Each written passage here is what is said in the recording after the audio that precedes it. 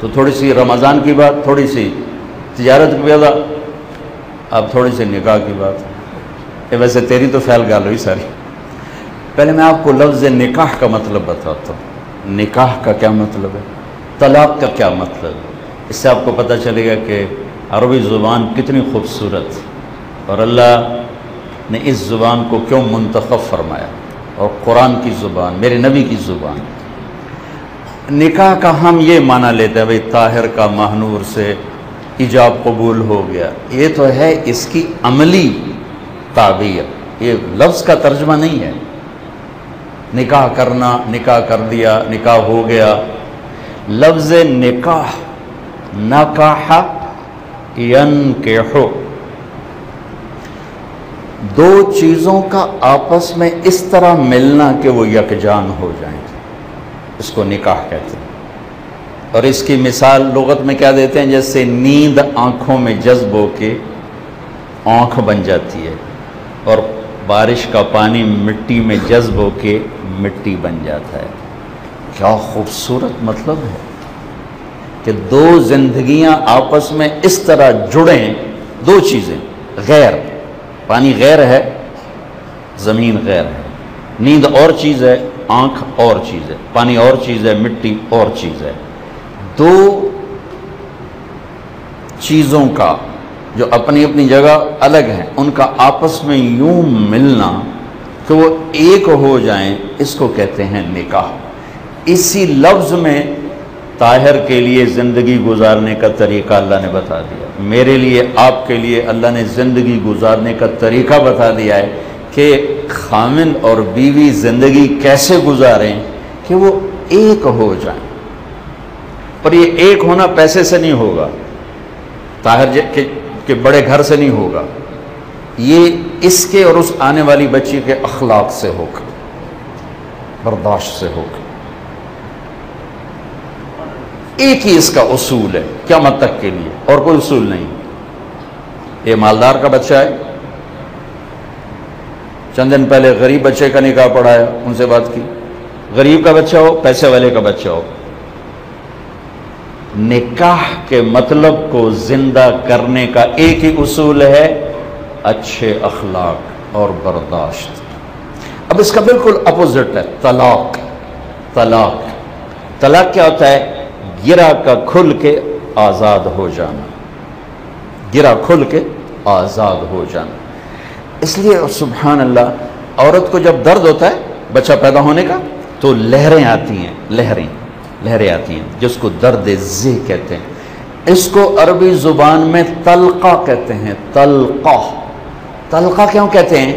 کہ ماں اور بچے کی گرا کھل رہی ہے، کھل رہی، اور بچہ آزاد ہو رہا ہے، بچہ آزاد ہو رہا ہے، یہاں تک کہ آخر گرا کھلتی ہے اور آزاد ہو کے وہ باہر آ جاتا ہے، وہ اور ہو جاتا ہے اور ماں اور ہو جاتی ہے.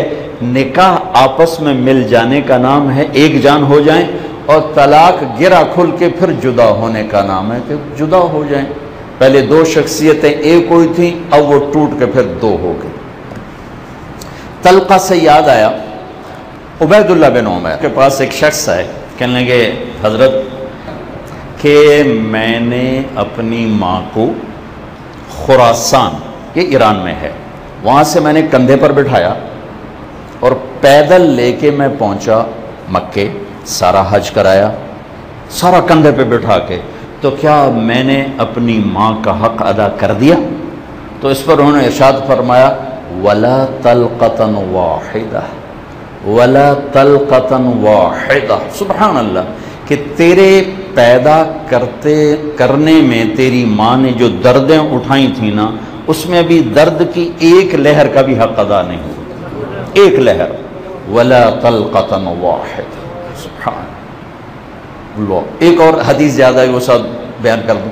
عبداللہ بن عمر رضی اللہ عنہ سے یہی سوال ایک شخص نے کیا کہ حضرت میں نے اپنی ماں کو حج کرایا، کندھے پر بٹھا کے کرایا، فارغ ہو، کیا میں نے ماں کا حق ادا کر دیا؟ تو انہوں نے اسی سے ملتا جلتا لفظ فرمایا وَلَا زَفْرَةً وَاحِدَةً. زفرہ کیسے کہتے ہیں؟ جب آدمی تھک کے لمبا سانس لیتا ہے، اس کو کہتے ہیں زفرہ. اس کو کہتے ہیں نفس، نفس سانس لینا. اور یہ ہے زفرہ. تو فرمایا تیری ماں نے تجھے پالتے ہوئے جو کروڑوں سانس لیے تھے تھک تھک کے لمبے لمبے، ان میں سے ایک سانس کا بھی حق کبھی ادا نہیں ہوا. ولا زفرۃ واحدہ ولا طلقۃ واحدہ. تو نکاح اور طلاق، نکاح کیا ہے؟ دو غیر چیزوں کا آپس میں مل کے یکجان ہونا. اور طلاق کیا ہے؟ دو چیزوں کا آپس میں جدا ہونا، گرا کا کھل جانا اور کھل کے جدا ہو جانا. اب یہ ایک رہے، اس کے لیے ڈائمنڈ کا سیٹ نہیں چاہیے، اس کے لیے خوبصورتی نہیں چاہیے، طاہر کے ابے جیسا بڑا گھر نہیں چاہیے، بڑا کاروبار نہیں چاہیے. اس کے لیے صرف ایک چیز چاہیے، وہ ہیں میرے نبی والے اخلاق، میرے نبی والی محبت. آپ نے 11 شادیاں کیوں کی؟ شوق تھا. شوق کی شادی جوانی میں کی جاتی، بڑھاپے میں کی جاتی. 25 برس کی بھرپور جوانی، آدم کی نسل میں ایسا حسین اللہ نے پیدا نہیں کیا.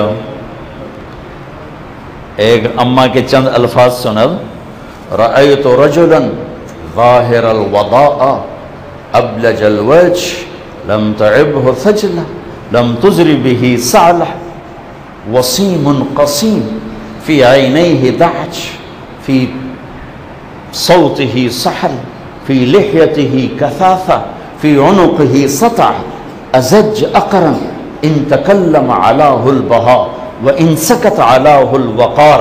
یہ میرے نبی کا حلیہ میں نے تھوڑا سا بیان کیا. اس میں سے ایک بڑھیا جس کے گھر راستے میں ہجرت کے سفر میں آپ نے تھوڑی دیر ٹھہر کے اس کی مردہ سی بکری سے دودھ نکالا تھا. وہ دودھ وہ تو بالکل بے جان بکری تھی، صرف ہڈیاں تھیں. تو جب آپ نے دودھ نکالیا تو ماں حیران ہو کے آپ کو غور سے دیکھنے لگی. شاید وہ غور سے نہ دیکھ دی، جب اس نے ایک معجزہ دیکھا، دودھ نکلا اور پورا بھر دیا. بکری چو ہک پا تو دودھ نہیں نکل رہا، ہک پا پورا برتن بھر دیا، تینوں کو پلایا، خود پیا، پھر دوبارہ بھر دیا، سارا دودھ بھر دیا، دودھ سے بھر دیا اور چلے گئے. اس بکری کو ہاتھ لگے میرے نبی کے. بکری کی میکسیمم عمر ہے 7 سال.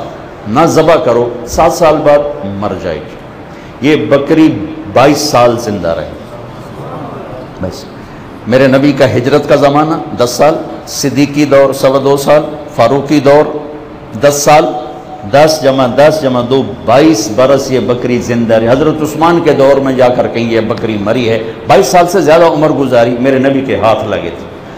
جب وہ رات کو شام کو ہے نا اس کا خامن، وہ کہنے لگا یہ دودھ کہاں سے؟ انہوں نے کہا اے بکری. انہوں نے کہا تیرا دماغ خراب. اب بھلا اے بکری جو پانی نہیں نکل رہا دودھ کتوں نکل رہا؟ وہ کہنے لگے ایک آیا تھا کوئی کرامت والا، اس کے ہاتھوں کی کرامت تھی. اچھا وہ کون تھا؟ تو اس پر اس نے کہا میں نے ایک نوجوان دیکھا، مجھے یوں لگا 14ویں کا چاند لباس پہن کے زمین پہ اتر آیا. ظاہر الوضاء ابلج الوجه، چمکتا روشن چہرہ، لم تعبه ثجلة، پیٹ آگے نہیں نکلا ہوا، لم تزر به سعلة، سر کے بال کم نہیں ہیں، گنجے نہیں ہیں. حسن الخلق، سر سے لے کر پاؤں تک حسن کا پیکر. وسیم قسیم، یہ 2 صفات آدم کی نسل میں اکیلے حبیب اللہ کی اور کسی کی نہیں. یوسف علیہ السلام کی بھی نہیں ہے، صرف میرے نبی کی ہیں.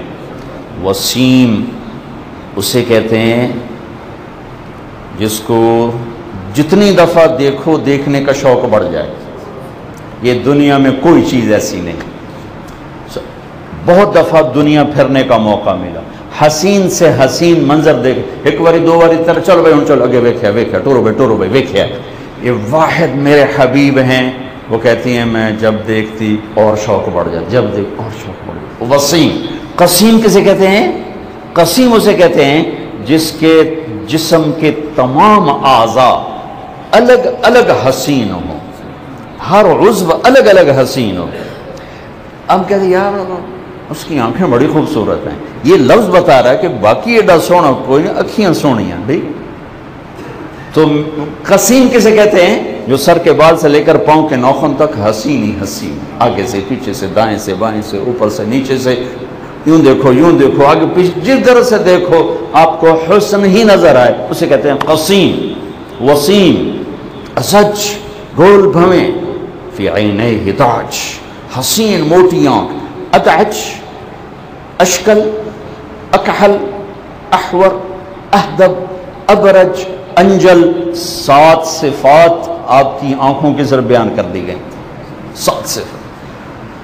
روشن آنکھ, نورانی آنکھ, موٹی آنکھ, لمبی آنکھ, سرخ ڈوروں سے مزین آنکھ, لمبی پلکیں, سرمگی آنکھ, سفیدی سفید, سیاہی سیاہ, جھیل جیسی گہری آنکھ. یہ سب میرے نبی کی آنکھوں کا ترجمہ ہے کہ آپ کی آنکھ کیسی تھی.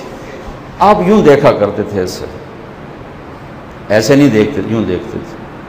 جل نظر ہل مولا, نظریں جھکا کے دیکھتے تھے. کبھی کبھی نظریں اٹھاتے تھے.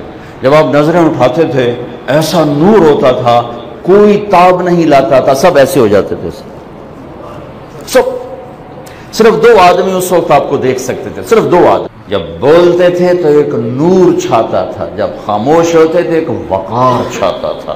یہ میں آپ کا مختصر سا حلیہ بتا رہا ہوں, ورنہ پورے چیپٹر ہیں کہ میرے نبی کا سر سے لے کر پاؤں تک کیسا حلیہ تھا. یہ نوجوان 40 سال کی عورت سے شادی کیوں کر رہا ہے؟ 40 سال, 2 نکاح پہلے ہو چکے ہیں, ہر نکاح سے اولاد ہوئی ہے.